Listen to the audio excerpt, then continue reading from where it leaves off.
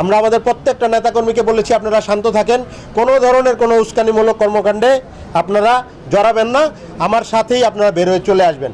তারা আমার সাথে বের হয়ে চলে আসছে। আইনের প্রতি আমরা শ্রদ্ধাশীলতা দেখাইছি, যারা আইনের প্রতি অশ্রদ্ধা দেখায়া ওইখানে মব করেছেন, দেশীয় অস্ত্রের মহড়া দিয়েছেন, আমাদের নেতাকর্মীদের উপর হামলা করেছেন, অবশ্যই প্রশাসনকে পুরো ঘটনা অ্যানালাইসিস করে তাদের ব্যাপারে ব্যবস্থা নিতে হবে। যে আজকে ইফতার প্রোগ্রাম ছিল একটা বিসিক ভবনেই। ইফতার প্রোগ্রামটা হচ্ছে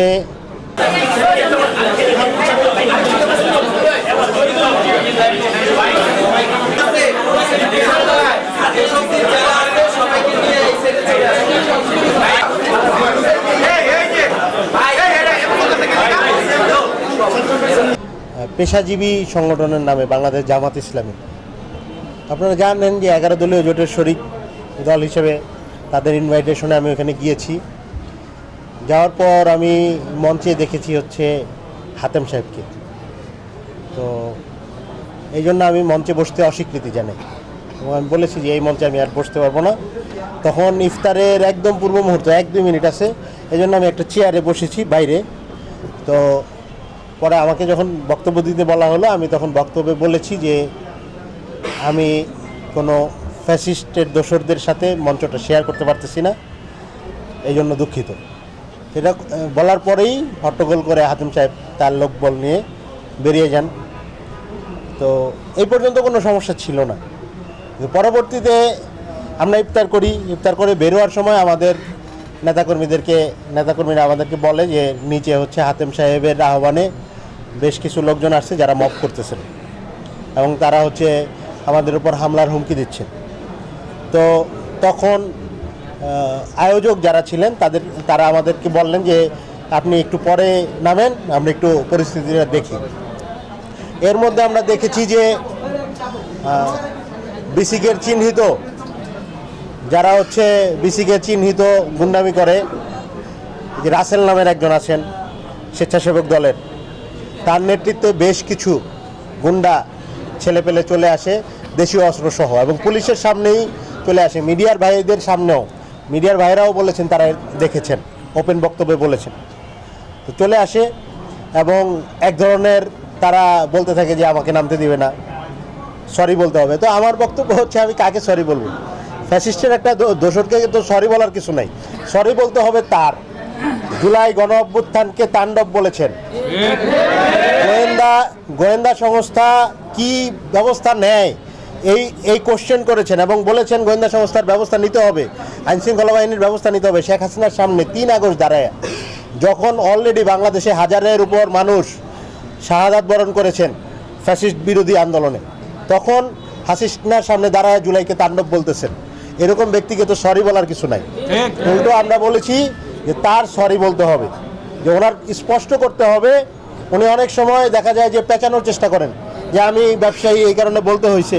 আমরা বলেছি স্পষ্ট বক্তব্য দেন যে আপনি কি বাধ্য হয়ে বলেছেন নাকি এটা আপনার বক্তব্য। যদি বাধ্য হয়ে বলে থাকেন তাহলে জনগণ বিচার করবে, কিন্তু আপনি বক্তব্য ক্লিয়ার করবেন না। আপনার 3 আগস্টের এইরকম বক্তব্য আছে যে আপনি জুলাইকে তাণ্ডব বলতেছেন, এরপরেও গণ অভ্যুত্থান থেকে আমরা যারা উঠে আসছি তারা আপনাদের সাথে এক মঞ্চ শেয়ার করব, একটা প্রোগ্রাম শেয়ার করব, এটা হইতে পারে না।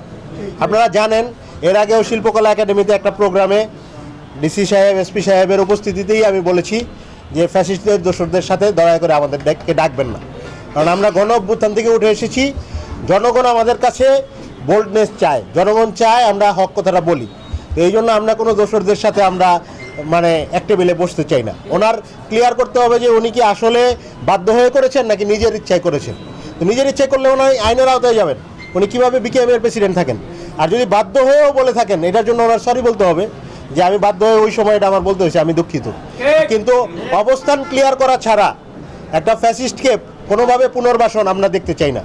আমাদের সবচেয়ে দুঃখজনক ব্যাপার কি, এর আগেও আমরা দেখেছি তুলারাম কলেজে ছাত্রদলের একজন সাহসী নেতা তাকে ফ্যাসিস্ট বলেছিলেন, কিন্তু পরবর্তীতে সিনিয়র নেতারা এই ছেলেটাকে সরি বলাইতে বাধ্য করেছে, তাই না?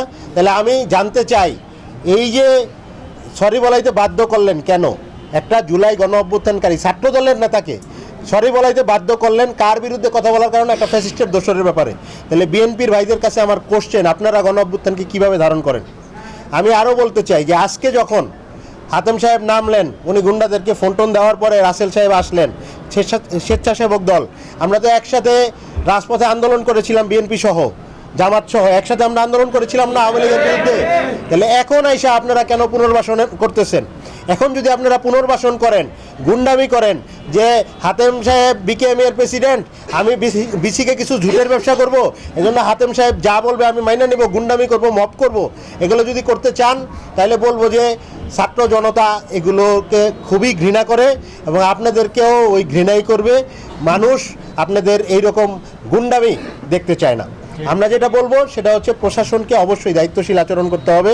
কেন একজন ফ্যাসিস্ট 2 বছর পরে আইসাও বিকেএমএ এর প্রেসিডেন্ট থাকেন এবং পাবলিক মিটিংয়ে যাইতে পারেন? প্রশাসনে এটাই স্পষ্ট করতে হবে। কোন খুঁটির জোরে কারা তাদের প্রোটেকশন দিচ্ছে এটা স্পষ্ট করতে হবে।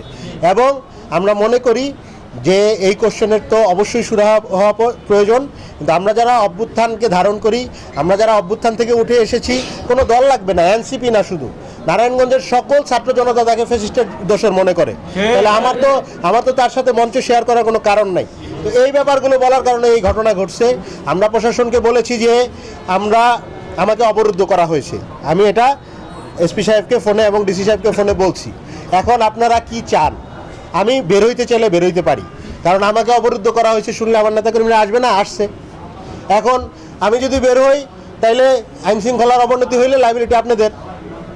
তো আমি এটা বলেছি যে আপনারা কি চান, আমি বেরোবো, আমি বেরোই, সমস্যা নাই, আমি অবরুদ্ধ তো থাকার জন্য আসি নাই। তো তারা আমাকে রিকোয়েস্ট করেছেন যে আপনি বসেন, ওয়েট করেন, আমরা আসতেছি, আমরা পুরো পরিস্থিতি স্বাভাবিক করব। তো আমি প্রশাসনের প্রতি, আইন শৃঙ্খলা বাহিনীর প্রতি শ্রদ্ধাশীল, এই জন্য আমি তাদের কথা মেনে আমি ওখানে ওয়েট করেছি, তারা পরিস্থিতি স্বাভাবিক করেছেন, এরপরে আমরা চলে এসেছি। তো আমাদের যেটা বক্তব্য যে কোনো ধরনের গুন্ডামিকে প্রশ্রয় দেওয়ার প্রশ্নই আসে না। আমরা একটা ইফতার মাহফিলে গেছি, রাজনৈতিকভাবে আমি আমার রাজনৈতিক অবস্থান জানাইতে পারি, কিন্তু এইটার জন্য দেশীয় অস্ত্রশস্ত্র সহ বিএনপি নামধারী সন্ত্রাসীরা ফ্যাসিস্টদেরকে প্রোটেকশন দেওয়ার জন্য আমাদের বিরুদ্ধে আইসা মপ করবে, এটা কখনো আমরা স্পেস দিব না। আরেকটা কথা স্পষ্ট করে বলবো, আমি আক্রান্ত বলতে অবরুদ্ধ শোনার পরে আমাদের নেতাকর্মীরা হাজির হয়েছেন এবং প্রশাসনের সামনে, সাংবাদিকদের সামনে আমাদের নেতাকর্মীদের উপর হামলা করা হয়েছে। আমাদের জাতীয় শ্রমিক শক্তির কেন্দ্রীয় সংগঠক ফয়সাল আহমেদের আপনারা দেখেন চোখে আঘাত করা হয়েছে এবং হামলা করা হয়েছে, এবং সেই সাথে আরও 4-5 জনকে আঘাত করা হয়েছে, হামলা করা হয়েছে। আমাদের ডায়াসপোরা অ্যালায়েন্সের মুখ্য সংগঠক জোবায়ের সর্দারের উপরও হামলা করা হয়েছে। এছাড়া আমাদের যারা ছিলেন, মানে আমাদের এনসিপির জাভেদ আলম, এরপরে হচ্ছে তরিকুল ইসলাম সহ আমাদের 5-6 জন নেতাকর্মীর উপর হামলা করা হয়েছে স্পেসিফিক টার্গেটেড করে, যে ওরা এনসিপির কর্মী, ওদেরকে ধর। তো আমি যেটা বলবো সেটা হচ্ছে আমাদের ভাইদেরকে বলবো যে আপনারা যদি মনে করেন অভ্যুত্থানের পরেও গুন্ডামি করে রাজনীতি করবেন, তাইলে আপনারা বোকার স্বর্গে বসবাস করছেন। জনগণ আর গুন্ডামি দেখতে চায় না।